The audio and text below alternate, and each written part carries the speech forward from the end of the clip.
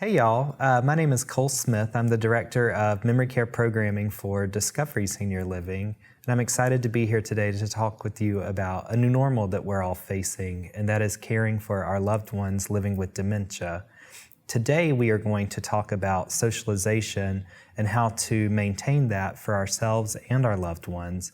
And one of those ways is to assemble a conversation box to be able to take on the go to engage our loved one in various social settings. A lot of times what we do when our loved one has dementia is we stop socializing. Our sole focus turns to, what do I need to do to take care of my mom or my dad? And what that does is takes away our joy. In a social setting, we may want to create a small one that actually has an activity that they can do or perform, because focusing on that will take away the focus on if the room is too noisy, too crowded, too cold, too whatever, they've got something to distract their attention. In the home or care setting, if our loved one is escalating, we can take the conversation box to them, sit down and strike up a conversation, reminiscing, which is what the conversation box is used for, really helps de-escalate, because it takes our loved one back to a place and time that is pleasant, that's a good memory for them. So the sky's the limit when we look at containers for creating these conversation boxes. Functionality should be considered always. If it's on the go, I'm creating one to take with me in case we are sitting in carpool line and picking up my kids from school.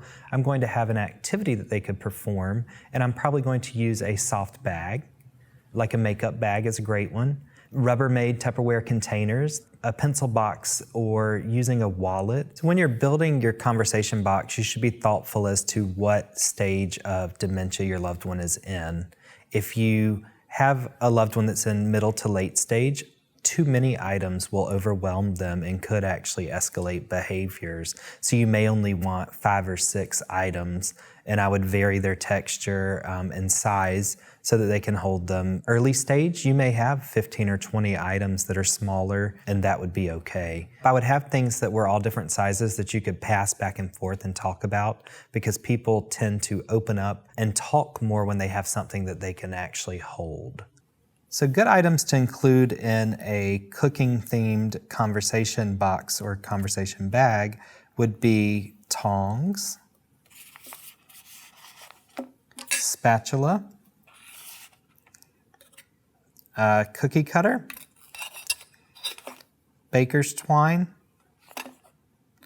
measuring cup, either old family recipes or recipes that you find that your loved one may have enjoyed cooking.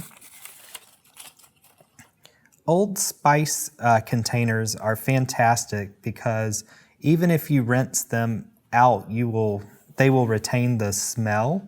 Your sense of smell can take you back fastest to a memory. So that's a great way to have aromatherapy as a part of your conversation box. Beans are great. Dried beans are great for someone that's in the early stage of dementia.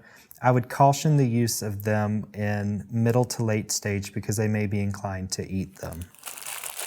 All right, so now we are going to build a conversation box for a man. These are typically harder to build. But when you're looking at building a conversation box for someone that like tools or building things, some nice items to put in that would be zip ties, a tape measure, bungee cord, electrical tape, a level, who doesn't like a level, sandpaper, screws and drill bits. I would be cautious on. Someone in the early stage, this would be okay, but when you're moving into the middle to late stage, we have to remember the high curiosity but low safety awareness. So these could be items that they could potentially hurt themselves with. So just be aware of that as you assemble your conversation box. These things don't have to be expensive. Spend $10 and have a great conversation box created for your loved one.